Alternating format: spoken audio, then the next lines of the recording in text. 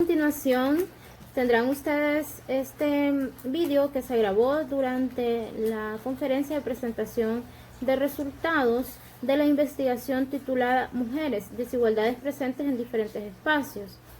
Esta investigación pues la pude presentar y está publicada en la revista Gestión I+D de Venezuela del semestre 01 año 2020. Los invito entonces a prestar atención, pero sobre todo a elaborar sus propias conclusiones, y si en algún momento puedo lograr que se cambie un poco algunas ideas que tenemos o se puedan ver reforzadas otras, pues entonces bienvenido sea. Muchas gracias. Si tienen alguna consulta, pues la van a poder hacer por medio del chat y nosotros pues yo le voy a trasladar las preguntas a la licenciada y ella va a dar respuesta a ustedes. Bien, la licenciada Glenda Yamile Trejo Magaña es docente e investigadora y posee una maestría en metodología de la investigación científica. Es licenciada en Ciencias de la Educación con especialidad en Ciencias Sociales y además posee el grado de profesora.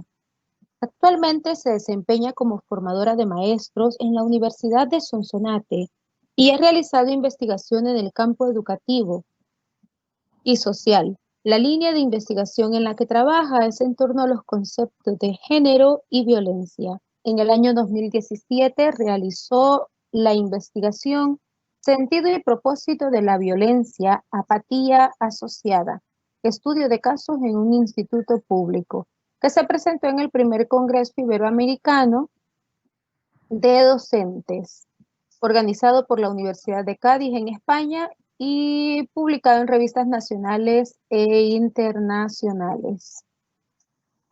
Otras de sus investigaciones son Consultar no es investigar, próximamente a publicarse por el INFOD, el estado de las competencias educativas y sociales de las familias en el área costera, publicado por la Universidad de Sonsonate, Mujeres, desigualdades presentes en diferentes espacios y otros. Además, es asesora de tesis de pre y posgrado. También es vicepresidenta adjunta para El Salvador de CESPE, Centro Latinoamericano de Estudios en Epistemología Pedagógica, en donde se presentó la investigación titulada Acceso a la tecnología, conectividad y aprendizaje, historia de universitarios durante el confinamiento por efectos del COVID, recientemente la semana pasada. También es revisora de artículos académicos para algunas revistas científicas nacionales y latinoamericanas, así como certificada por Microsoft para la utilización de tecnologías en la educación. Estimados compañeros, ella es nuestra expositora, la licenciada Glenda Trejo Magaña. Los dejo con la licenciada. Buenas tardes, muchas gracias, licenciada Escalante. Buenas tardes a todos, muchas gracias por acompañarnos en estos esfuerzos divulgativos que pues ya venimos realizando a lo largo de este año y que seguramente pues van a continuar. Sabemos que pues todos ya tenemos un tiempo ahí, unas situaciones, unas actividades agendadas, y por lo tanto pues nuevamente agradecerles que se encuentren con nosotros. Vamos a ver si pasa la diapositiva. Ahí estamos.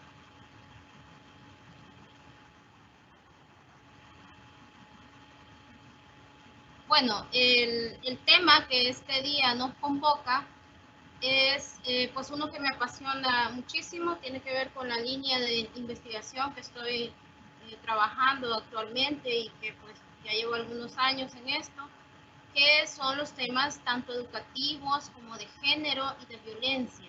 Esos son como las líneas de investigación en las cuales me he ido enfocando, y este en particular se titula Mujeres, desigualdades presentes en diferentes espacios. Artículo tipo ensayo que fue publicado en la revista Gestión I+D de Venezuela, y que decirles que, bueno, de las líneas de investigación que anteriormente he trabajado, quizás esta sea la más complicada de divulgar, por las muchas interpretaciones que se hacen al respecto, ¿no? Al respecto de las desigualdades, de lo que tiene que ver con los espacios que se les tienen que abrir o que tienen las mujeres dentro de la sociedad en los diferentes campos. Así que me permito decirles que lo que a continuación van a escuchar pues es una interpretación de la realidad a partir de mis lentes, porque todos los seres humanos tenemos nuestras propias ideologías. El ser humano es histórico y además se va configurando a través del proceso de socialización y por lo tanto es inevitable ponerse los lentes, cualquiera que uno tenga, para el análisis de la realidad. Y es bueno no ocultarlo, es bueno decirlo. Cuando presentamos este ensayo, pues entonces planteamos una tesis que era necesario irla desarrollando a través de las páginas y que en este caso es que las mujeres, aún cuando muchas han logrado tener acceso tanto a la educación universitaria como a espacios en el campo político, económico y todos los de la realidad, pues aún faltan unos retos más por cumplir, porque aún vemos algunas diferencias con respecto a sus pares varones. Entonces, algunas de estas temáticas, algunas de estas diferencias, muchas veces no son tomadas en cuenta. Recordemos que en el imaginario colectivo se forman ideas, se forman pensamientos y que, pues sociológicamente, se van convirtiendo en patrones que son aceptados por la sociedad en general sin darnos cuenta. Entonces, esta es la tesis o la idea que se manejó cuando se presenta este ensayo. Con respecto al campo educativo, aquí voy a tocar dos campos, el campo educativo y el campo político, sobre todo por cuestiones de tiempo, me han regalado 20 minutos, así que vamos a tratar de cumplir. Hay una película muy ilustrativa que los que tenemos ya más de 30 años, los demás no, ni idea de qué película es esta, aunque de la famosa actriz Julia Roberts, es la película La sonrisa de la Mona Lisa. Fíjense que en esta película se retrata el Estados Unidos del siglo XX. Es una institución en donde Julia Roberts, la actriz, llega como maestra a enseñar a un grupo selecto de mujeres de la alta sociedad de Estados Unidos. Y además mujeres muy inteligentes y muy capaces, muy estudiosas y que sacan las mejores calificaciones. Para ese momento estudiar era un lujo, era pues solamente aquellas mujeres de clase alta podían acceder a esta educación.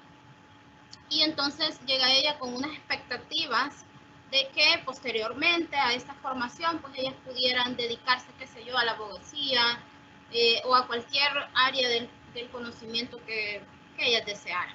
Pero entonces se encuentra que a pesar de que tienen acceso a la educación universitaria, al terminar, al concluir esto, pues muchas de ellas deciden como siguiente paso normal, naturalizado, y que viene desde lo que les enseñan en su hogar, pues el siguiente paso es casarse. Y pues se lleva a ella una gran decepción. No estamos hablando acá de que los derechos como este a la educación sea exclusivo y que se deba luchar que sea solamente para las mujeres. La educación es un derecho humano universal y por humano nos referimos a hombres, mujeres y cualquier escolar. Entonces, ¿qué es lo que nosotros vemos? Que en el caso de El Salvador, este derecho que debería ser universal y que así se encuentra contemplado en la legislación, en la Constitución, pues realmente no llega a todos. Si nos ponemos a analizar la composición en las gráficas, pues sucede que casi, pues muchos niños ni siquiera logran lo que llamamos acá la parvularia. Sí, la mayoría está logrando terminar hasta el 9º grado, pero luego pocos acceden al bachillerato y muchos menos acceden a la educación universitaria. Y ahí no nos estamos refiriendo solamente a mujeres, sino que en términos generales la educación es una lucha que deben tener los pueblos latinoamericanos, especialmente El Salvador. Es decir, en El Salvador no más del 15% de la población tiene acceso a la educación universitaria, lo cual está muy lejos, dista mucho de la educación universal que se pretende o que está enmarcada en nuestras leyes. En el siglo XX, a inicios del siglo XX, las mujeres universitarias eran apenas unas cuantas, y no nos referimos solo en El Salvador, sino en todo, en Europa estaban viviendo la misma situación. Por supuesto, muchas de los logros a veces son limitativos y se van moviendo desde los centros de poder, especialmente de Europa, de Estados Unidos, hasta los pueblos latinoamericanos. Pero en términos generales la realidad ha sido la misma. No hay quizás un país en el mundo en donde hombres y mujeres hayan accedido a la educación en igualdad de condiciones. En El Salvador, por ejemplo, en 1850, solo 1 de cada 18 habitantes asistía a una escuela. Y nótese que yo no estoy diciendo casi hombres, mujeres, a pesar de la temática, pero yo lo dimensiono desde el punto de vista humano. Y entonces en esas escuelas, pues la mayoría, mejor dicho, quienes eran docentes, pues eran hombres. Y por supuesto que no era muy común que una mujer pudiese asistir. Posteriormente, algunas mujeres ya fueron accediendo, por ejemplo, como maestras en estos, sobre todo en la primaria, pero claro, después de que se les diera una serie de normas en cuanto a su vestimenta, en cuanto a los lugares a los que podía frecuentar, etcétera, mismos que no son de la misma manera para el grupo de los hombres. No digo yo que en el sistema patriarcal en el que vivimos, los hombres no tengan algunas dificultades de acceso, por supuesto que las hay, pero las de las mujeres tienen una característica de sujeción interesante. Traigo entonces acá un caso ejemplar, Antonia Navarro Hueso, la primera mujer graduada de una universidad en toda Centroamérica, y bueno, de la Universidad del Salvador, que era la única que existía en ese momento, y además que fue anunciado como todo un triunfo. El día que Antonia Navarro Hueso en 1889 presenta su tesis, que la acreditaba como doctora en topografía, ingeniera topográfica, pues hubo fiesta y todo en San Salvador, se le felicitó, hubo comida y hubo todo tipo de festejos. Incluso un rotativo mexicano, que es lo que ustedes pueden ver en la imagen, pues se le dedica una nota, ¿no? Una nota de un periódico mexicano. Y entonces, además dice que la inteligente Cuscatleca de la ciudad de Cuscatlán, Salvador, pues era un El Salvador, bueno. Entonces le dice que la felicita, que bueno, que es inteligente, pero que ojalá que, bueno, y la felicita porque además la acreditan como profesora, pero que ojalá no vayamos a encontrar muchas imitadoras. Es decir, que bueno, Antonia Navarro, felicidades, pero por favor que ninguna otra mujer siga sus pasos. ¿Por qué? Porque entonces ya no vamos a encontrar quien cocine, quien haga todas las labores del hogar, quien haga el crochet, quien se dedique a esas actividades que, entre comillas, los hombres no pueden hacer. Y entonces el caso de Antonia Navarro Hueso es muy interesante porque a pesar de que logra acceder a la educación universitaria y el deseo de ella era, pues, impartir clases en la Universidad de El Salvador, pues ese privilegio se le fue negado. Entonces se le dio oportunidad para trabajar en el nivel de primaria, secundaria, pero entonces se le negó a pesar de que tenía las credenciales, a pesar de que la felicitaron en toda Iberoamérica, a pesar de que se le mencionaba como muy inteligente y muy capaz, no se le dio la oportunidad de trabajar como docente en su alma mater. Y encontramos también otros ejemplos, por ejemplo, el que tenemos acá, pueden ver las imágenes. La primera mujer que ingresa en el siglo XVII a la Universidad de Utrecht en los Países Bajos, que ingresa, ojo que digo ingresa, no significa que se graduó, no pudo completar, que le diera un título que la acreditara, pero la dejaban entrar al salón de clases. Estas mujeres de las que estamos hablando no eran mujeres de las minorías, que vamos a hablar también de eso, sino que eran mujeres que podían dejar de hacer algún trabajo productivo en su hogar y que les sustentara a su familia. Por lo tanto, deberían ser de clase media o clase alta.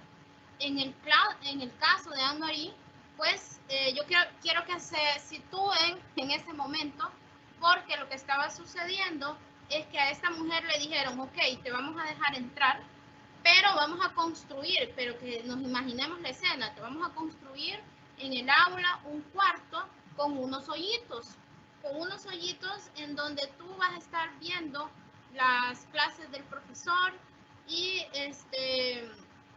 desde ahí tenía que Anne-Marie recibir todas sus clases.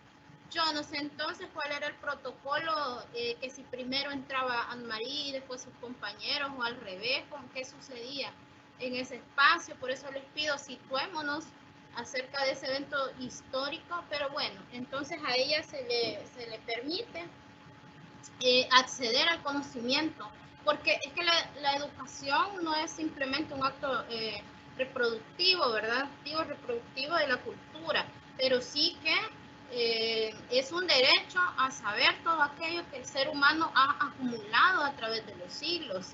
Y entonces, en ese sentido, negar el acceso a la educación a cualquier nivel, y la educación universitaria implica quedarnos rezagados siglos y siglos en nuestro pensamiento. Y entonces esto estaba pasando también en Europa. Por eso se sostiene en este documento que presentamos que las desigualdades pues no son únicas de Latinoamérica, que en todos los países la mujer ha ido atravesando por circunstancias que le han sido adversas. Y entonces ahora podríamos tener la tendencia así, pero es que eso era en el siglo XVII, en el XVIII y bueno, digamos que hasta el siglo XX. Entonces ya hemos avanzado. Hemos avanzado un poco en la cuestión de acceso, pero todavía subsisten otro tipo de características que tienen que ver con desigualdades. ¿Por qué? Porque tenemos que pensar acá en el proceso de socialización, de lo que nos enseñaron allá desde la primaria o en cualquier libro de sociología general básica, nos explican, ¿verdad?, cómo los seres humanos somos el producto de ese proceso de socialización que inicia con la familia. Y entonces en la familia nos enseñan ciertas cosas, ciertas visiones del mundo y nuestra ideología. Entonces allí la adquirimos y luego con lo que nos enseñan en la escuela, y se va creando un imaginario colectivo y que usted no se da cuenta de lo que nos han enseñado. Uno se da cuenta porque no es un cuaderno, su vida, lo que tiene en su cerebro no es un cuaderno que usted pueda revisar y a ver qué me escribieron acá, pero hay una impronta bien importante a partir de ese proceso de socialización. Y entonces a los hombres pues se les dice que las carreras que deben estudiar deben ser de agudeza mental o requieren agudeza mental, fortaleza física, poder de decisión. Y para la mujer entonces se acuerdan situaciones más bien, y hay algunos investigadores salvadoreños que han escrito sobre eso, más bien ligadas al marianismo, ¿no? Marianismo, Virgen María, ¿no? Que son esas características que deben ser propias de las mujeres. Bueno, por más que, y en la literatura científica existe el concepto de marianismo, por más que sea así, pues eso no ha impedido que la mujer pues sufra cualquier tipo de atropellos y de desigualdades. Entonces en la gráfica ustedes pueden ver, por ejemplo, en lo celeste es varones y lo verde mujeres. Entonces a nivel técnico acceden más hombres que mujeres, pero la proporción no es tan desigual, si nos fijamos acá. A nivel de pregrado, a nivel universitario, acceden más mujeres que hombres. y ahí vemos que la proporción pues es a favor de las mujeres. Ahora bien, esto es totalmente congruente con la pirámide poblacional absoluta, en donde sabemos que las mujeres somos mayoría en este país.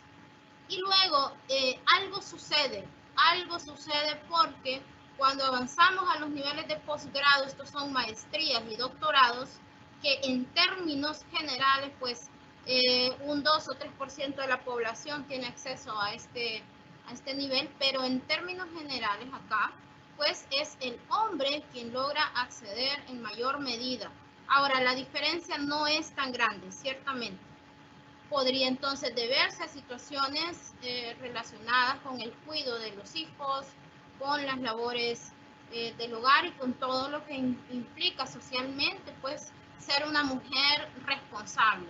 Entonces el hombre puede dejar las llaves y puede viajar y puede terminar una carrera de posgrado. Eso no está permitido para una mujer, socialmente hablando. Ahora bien, podríamos discutir si eso debería ser así o no, ¿verdad? Esa es otra discusión. Y también encontramos aquí que hay una feminización y una masculinización de las carreras. Esto es otro aspecto de las desigualdades que muchas veces no se toman en cuenta, porque solo vemos la parte del acceso y ya. Y entonces nos quedamos en lo superficial de la problemática. Pero acá ustedes están viendo que, por ejemplo, las carreras de mecánica son, y todo esto lo digo entre comillas, de hombres. De eléctrica, mucho más. Es que una mujer no puede estudiar eléctrica. ¿Por qué? Porque es que hay muchas matemáticas. Y entonces hay que tomar decisiones y hay que subirse ahí a los postes y no sé qué, y una mujer no puede hacer eso. Las carreras de computación, que usted pensaría, bueno, tal vez no podría equipararse acá entre hombres y mujeres, tampoco. Hay una mayoría esto es a nivel de pregrado, hay una mayoría de hombres estudiando esto. Y a nivel de enfermería, ese es de mujeres. Miren cómo se da una feminización de las carreras. Y a nivel de profesorado, eso es de mujeres. Profesorados, licenciaturas en educación inicial, ahí está, y educación inicial y parvularia, esto es una cosa de mujeres. A esto se le llama una feminización y una masculinización de las carreras. ¿Por qué? Porque no nos damos cuenta. Y es que en las primeras carreras en donde a las mujeres se les permitió o lograron desarrollarse profesionalmente son precisamente estas, las de enfermería y las de profesorados. Y una mujer entonces dice, no, es que yo lo que quiero es ser maestra y no se me ocurre otra cosa más, que no se me ocurre ser mecánica, es que no se me ocurre estudiar una ingeniería eléctrica, por supuesto. Si es que nosotros somos el motivo de todo nuestro proceso de socialización. Entonces, paradójicamente, aunque estas fueron las primeras carreras en donde a una mujer se le permitió desarrollarse profesionalmente, vemos que a través de los siglos la situación no ha cambiado. Es decir, el abanico de oportunidades vedadas, que es que a veces no nos damos cuenta, el abanico de oportunidades para que una mujer se pueda desempeñar, entonces es sumamente estrecho. Ahora, un hombre debería tener también las mismas posibilidades de estudiar un profesorado, una licenciatura en parvularia como una licenciatura en enfermería. Ahora bien, en el campo político, este es un reporte del año 2018 que nos dice que para la legislatura que terminaba ese año, el 32% eran diputados. Y vemos acá que la mayoría que está votando en las elecciones no son hombres, son mujeres. Como repito, eso simplemente tiene que ver con la pirámide poblacional absoluta. Pero luego, ¿qué tenemos? Que son de las que iban para candidatas a las alcaldías y asamblea legislativa, el 16% eran candidatas a alcaldes, el 32% candidatas a síndicos y el 42,7% de candidatas a regidoras. Entonces vemos que ya cuando se trata del salto siguiente, porque el salto primero, ¿cuál es? Entonces ahora las mujeres van a tener derecho al voto, y sabemos que en El Salvador pues hay anécdotas al respecto de una Plensa Ayala pidiendo ser candidata, que no se le permite, etcétera. Bueno, pero Posteriormente, ok, pueden votar las que están casadas, posteriormente ahora no, ya todas estén o no estén casadas, con tal de que tengan la mayoría de edad. Ok, ese se llama primer paso, ¿verdad? Ha sido varios pasos en uno. Pero el siguiente paso es, ¿cómo garantizamos entonces la representación? Que no debe ser nada más numérica, ¿verdad? Sino de intenciones. ¿Por qué de intenciones? Bueno, Philip se pregunta, ¿y entonces las mujeres necesitan a mujeres para que las representen? Y fíjense que Philip llega a una conclusión bien interesante. Cuerpo de mujer no significa conciencia de género. Miren qué conclusión más importante, es decir, mi corporalidad no es que me garantice definitivamente tener una agenda a favor de las desigualdades que tengan las mujeres, porque de todas maneras hay un proceso de socialización que podría llevar a muchas mujeres a tener en su sistema de pensamiento pues el patriarcado sumamente integrado. Entonces no es ninguna garantía. ¿Y por qué más? Bueno, este es el otro aporte que no solamente tiene que ver con acceso, superado el acceso, que no está superado, pero qué otras situaciones hay. Y bueno, desde todas partes de Latinoamérica, especialmente desde Brasil, pues hay autores, desde Brasil, México, hay autores como Grossfogel, como Bonaventura de Souza, como Enrique Dussel y Aníbal Quijano, que están hablando de las otras desigualdades que son las jerarquías de clase. Es decir, no es lo mismo ser una mujer en un país de primer mundo, que imagínense cualquier país, en Suiza, en Suecia, que ser una mujer en El Salvador. Al interior de nuestro país no es lo mismo ser una mujer en las áreas rurales muy alejadas que ser una mujer en las zonas urbanas y con acceso a la educación y con acceso a todo lo que me pueda brindar la cultura. Y pues entonces por eso Grossfogel dice, no nos vayamos a nada más lo muy aparente es el acceso, pero luego tenemos otros conceptos como por ejemplo el racial, que es un concepto en desuso y por lo tanto solo con fines ilustrativos. Por eso es que hay, por ejemplo, el feminismo para los negros o negras y para los diferentes grupos que existen, que son llamados minorías, pero que no son unas minorías cuantitativas, porque por ejemplo en El Salvador la mayoría somos mujeres, pero sí es una minoría de tipo cualitativa. ¿Por qué? Porque hay una negación de ciertas cosas y hasta burla al respecto. Ya habrán escuchado más de alguna vez ustedes el concepto de feminazi, ¿verdad? Que bueno, todos sabemos que es un nazi. Con un nazi no se discute, nosotros sabemos que tiene un dogma. Sin embargo, hoy más que nunca las mujeres pues se están dando la oportunidad de pensar acerca de su situación de acceso, de sus cuerpos, etc. Ahora bien, usted podrá o no comulgar con algunas de las teorías que son creadas por estos feminismos y nuevos feminismos, y eso es totalmente válido. Yo pienso que está en evolución el concepto. Y como conclusión, yo creo que ya me pasé de los 20 minutos, que en ningún país del mundo se puede afirmar que hombres y mujeres gozan de igualdad en sus derechos. Si en todas partes del mundo se está diciendo pongamos cuotas, imagínense, o sea, es necesario poner cuotas. El 40% deben ser mujeres o el 50 y 50. O sea, el día que superemos esa cuestión de las cuotas, entonces realmente vamos a estar hablando de igualdad.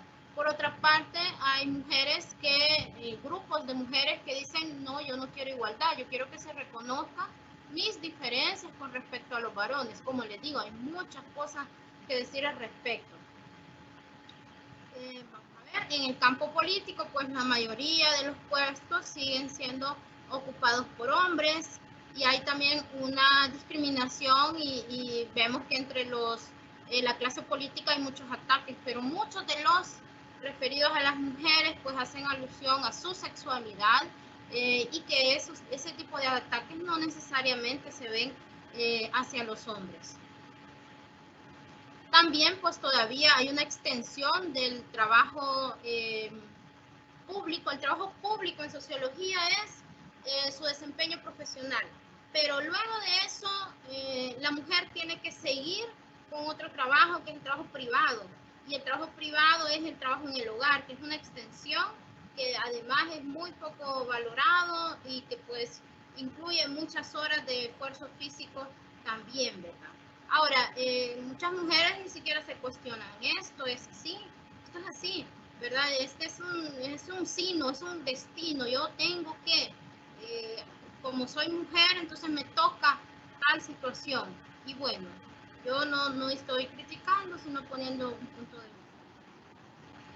vista. Seguimos entonces con carreras que además están totalmente feminizadas, como las de educación y las de enfermería, que además lo que hacen a nivel colectivo es cerrar el abanico de oportunidades que podría tener una niña. Entonces, una niña desde su más tierna infancia se podría imaginar como cualquier cosa. Y de eso se trata, no de limitar, sino de que se tengan más oportunidades, que a nivel del inconsciente colectivo una niña pueda decir, yo puedo estudiar lo que yo quiera, y puedo ser astronauta, y yo puedo ser mecánica de autos, lo que sea, y que un hombre igualmente, ¿verdad? Y eso implicaría pues el superar ese sistema patriarcal.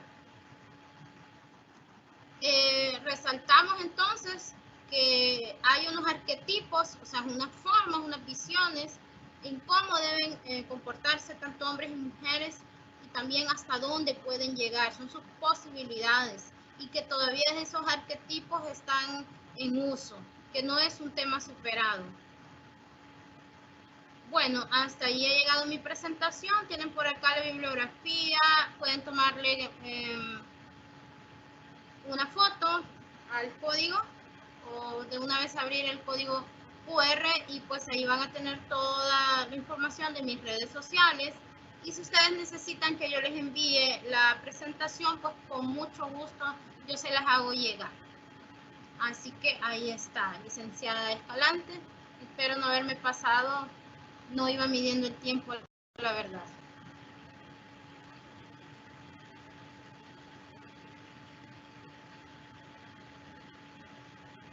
El micrófono, licenciada. Bueno, gracias, licenciada Trejo. Agradezco la oportunidad de haberla escuchado, muy interesante, la verdad. No sé si tenemos alguna pregunta. En este momento me gustaría que si alguien tiene preguntas pueda hacerlo a partir de lo que la licenciada dijo y por medio del chat. El chat está abierto, así que si alguien tiene alguna consulta, pues este es el momento en el que pueden hacerlo. Bien. Vamos a esperar, vamos a ver. ¿Alguna pregunta, algún comentario? ¿Preguntas o comentarios?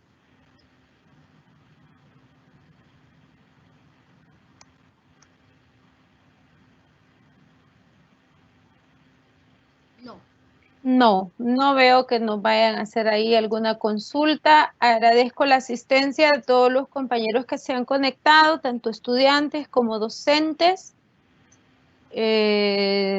Agradecemos que puedan estar con nosotros. Gracias, maestra Trejo, por esta ponencia que ha estado muy interesante. Yo tengo una pregunta que me surgió durante la exposición.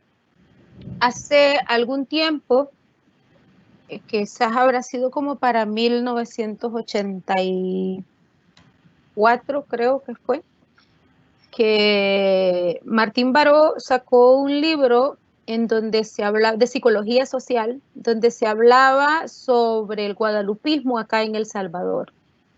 Entonces, ese guadalupismo es el mismo que tú mencionabas, como, ¿sí? Ese. Es que yo me quedé con la duda y dije, yo lo leí como guadalupismo, pero obviamente estamos hablando de hace muchos años, ¿verdad? Y las cosas no se estancan. Entonces, excelente. Sí, la verdad es que... El mecanismo, como lo acabas de mencionar, que tiene que ver con poner esas características que subsisten en el imaginario, ¿verdad? Y que queremos que también sean así las mujeres, ¿verdad? Que las mujeres son dulces, las mujeres, y por eso el 8 de marzo pues no se celebra una conquista, sino que a veces se celebra a la mujer como mujer en tono romántico, ¿verdad? Dicho sea de paso. Bueno, no tenemos ninguna consulta, así que agradecer nada más tu participación y agradecerle a los compañeros que estuvieron aquí presentes.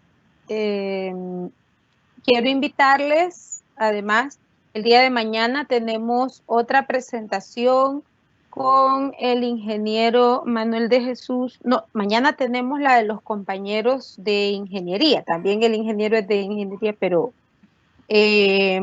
nos corresponde la presentación del horno.